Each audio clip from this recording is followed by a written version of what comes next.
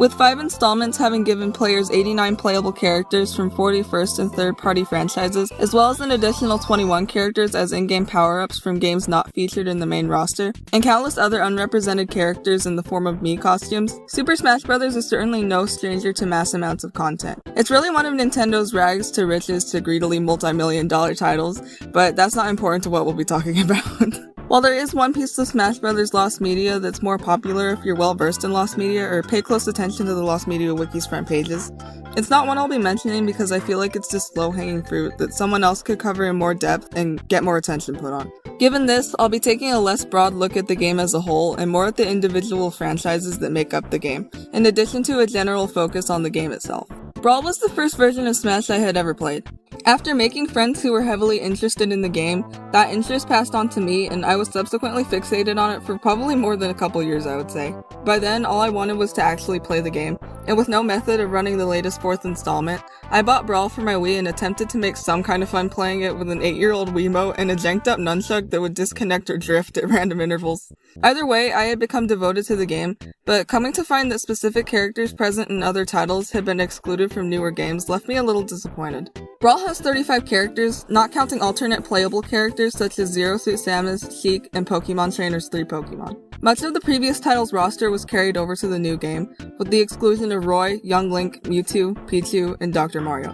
Arguably, this made room for the other series representatives in the form of Ike, Toon Link, and Lucario respectively. While Ike's inclusion in favor over Roy made sense for advertisement purposes for a new game, similar to the inclusion of Toon Link over Young Link, scrapping characters just wasn't something that had yet been done in the series.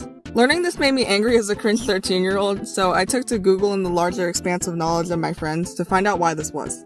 Empty files found in Brawl's data, 7 in number and all with various names, are considered evidence to back a statement made by Masahiro Sakurai that additional fighters were cut due to time concerns. Some of the names are more obvious to who the file belonged to, while others require more speculation. The former of these files are titled Mewtwo, Roy, Dr. Mario, Toon Zelda, and Toon Sheik. The last two are titled Pra Min and Dixie. The first file has reasoning to stand for multiple things by way of translation, some of those being Mii fighters, the coding for the random fighter selection, or for the Pokemon Plusle and Munin. Dixie is said to stand for Dixie Kong, with the possibility that she was meant to be a duo fighter with Diddy Kong, kind of like the Ice Climbers playstyle. This is just a theory and can't really be solidified by any files found. It's unclear how far these fighters got into development, but regardless, it's upsetting and a little bitter, at least to me, that we lost a fairly good amount of content to something as trivial as time. The game also has a slew of other scrapped features, gameplay, and visual effects cut between its E3 trailer in 2006 / its Nintendo World Demo in 2007, compared to what's included in the game's release by 2008. In the E3 trailer, Kirby is briefly seen using his hammer in what looks to be his neutral air attack, but in the release game, this attack animation is not tied to any of Kirby's inputs. While the Blast KO animation is now a solidified feature in recent Smash titles, knockouts performed over the Blast line in Brawl didn't cause the Blast animation to play unless you were playing the story mode Subspace Emissary. I literally lost Ike in this game mode.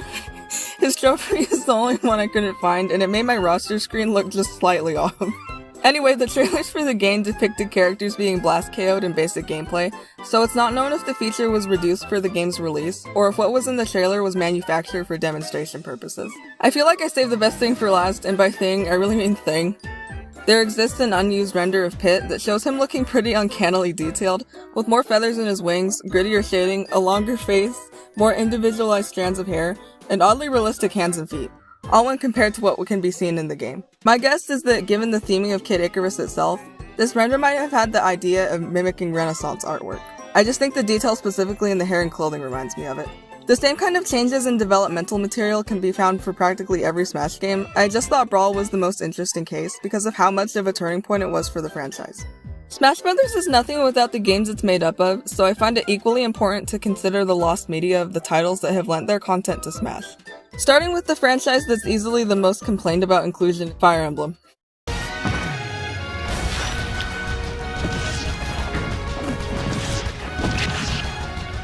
I'd like to think this hatred stems mostly from Fire Emblem representatives basically being ads for their respective games, but in reality a lot of Smash fans have popular McJRPG guy phobia, and thus deem anything not heavily cartoony in its design as unfit for any spot in Smash. We could sit and point fingers back and forth at each other all we want, but nothing will change the fact that Fire Emblem's in Smash, and it's got a whole bunch of stuff that's been lost to time over 16 games. A lot of what goes missing from the series are builds, which my first point will be. The first game to be sold in the West, and the 6th game of the franchise overall, The Binding Blade was plagued through its development with multiple changes to gameplay, art style, and storyline. This was done over several versions of the game. The first build, Maiden of Darkness, is only known to have existed because of a screenshot taken of the game shown at Nintendo Space World 2000. This game was modeled primarily after previous installments Genealogy of the Holy War and Thracia 776. It shares a lot of visual similarities while having enough differences to be recognized as its own thing. This version of the game, which looked relatively put together in the screenshot, ended up stalling in development and was ultimately cancelled later in 2000. Eventually, the build was stripped down and reworked into what we really got, the Binding Blade. Not much was recycled outside of the gameplay and a few characters. Screenshots of one early build of this version and a later video clip of a more developed build from Space World give life to both builds, now lost. 主人公ロイが仲間と共に立ち上がる。可愛いけれどもかっこいい魅力あふれるキャラクターが大活躍。戦場での駆け引きがその後の展開に影響するバリアブルストーリーを採用。ファイヤーエンブレム封印の剣。Differences between these builds include changes to the battle screen interface and redesigns of characters, most notably a redesign of Roy, the installment's young protagonist. This change is the most jarring to me because of how much older they made him look. He's canonically 15. Look! Marth dyed his hair red. Actually, that's the young lion, Roy. The young lion? He's 15 years old. 15 years old? Is that even legal? I just feel like there's a more interesting opportunity for character development, which he clearly lacks in the official game, when putting a visibly young character in charge of an army, introducing them to the high-stakes horror that is war. I think that difference would be the most interesting thing to come out of ever finding these builds.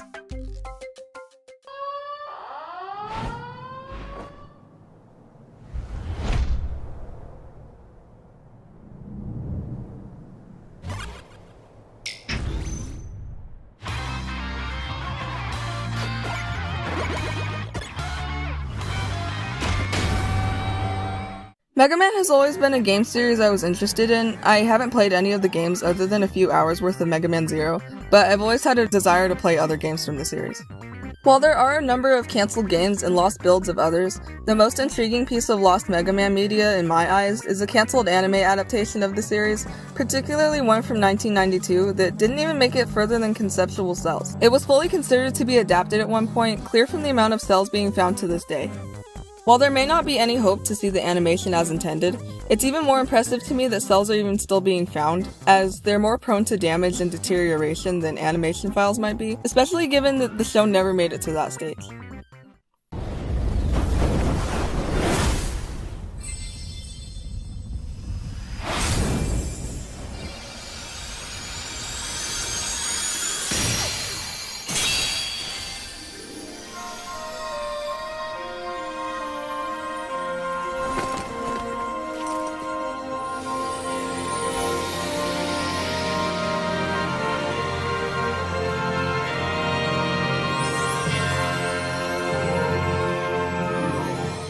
On October 5th of 2021, the final DLC fighter for Smash Ultimate was announced. The rat finally loosened his grip on Sora, main character for multiple installments of Kingdom Hearts, a Square Enix-produced RPG that has you interact with the characters and worlds of Disney and Pixar franchises. It had been a years-long discourse put to rest in one day, marking the day Mickey's heart grew 2 sizes. Even before the franchise's inclusion in Smash Bros., its popularity spawned a wealth of games across multiple platforms. One game in particular, and the game in question regarding the topic of lost media, is Kingdom Hearts VCast. VCast was an on-demand video streaming service made available to the public in 2005 by Verizon. Do you think you're ready? For the glorious future of entertainment. I think I'm ready. You can get it now. Right here on what looks to be one of the finest machines that I've ever seen up close and personal. This is something that you will never forget. This is VCast Mobile TV. Channel surf instantly and see your favorite ESPN mobile TV shows in digital quality. Real TV, now on your phone. Exclusively from Verizon Wireless. Rather ambitious for its time, certain compatible Verizon cell phones could be used to access TV shows and games supplied from their basic Verizon provider. I can't pinpoint exactly when the partnership began, but Disney has a lengthy history with Verizon.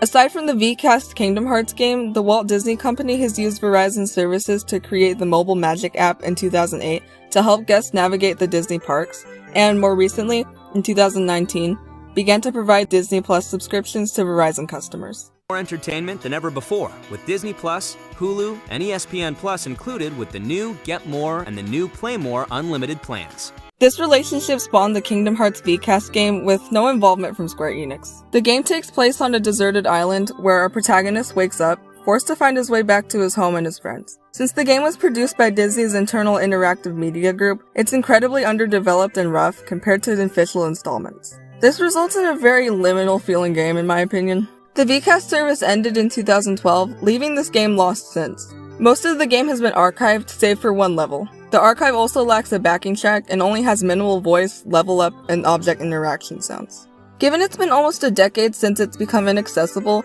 the hope to find the last level has become more slim. But on the other hand, the fact that so much has been found since then should serve as a testament to the dedication of Kingdom Hearts fans to make the archival whole. On the topic of DLC characters in Smash, there's one in particular who hails from a game that holds a lot of personal significance to me.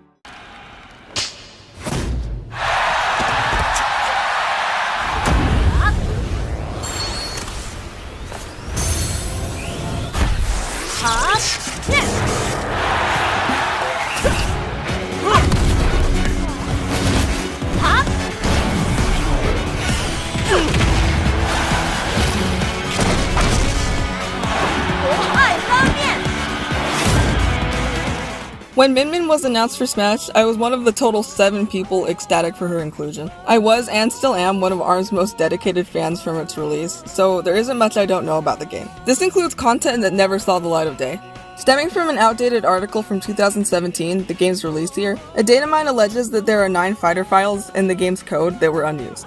Since I have the gift of hindsight in this situation, I can account for 4 of these 9 names as fighters we eventually got in future updates.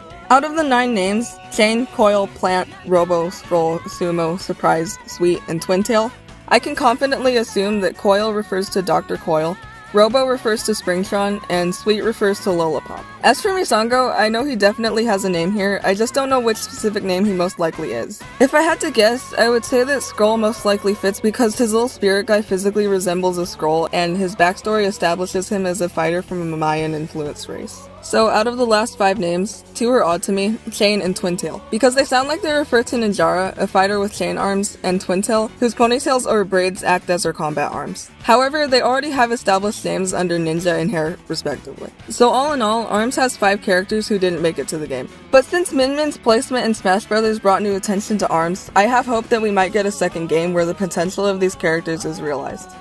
So there we go. I know I kind of strayed from strictly Smash Bros. Content, but it felt more exciting to think of the game more in terms of its components. Thank you again for watching this video. I will have more content out. This is fun to me. I am going to keep doing this, and hopefully I'll be able to do it in a timely manner. I have more exciting stuff coming up. I hope you stick around for that. Thank you.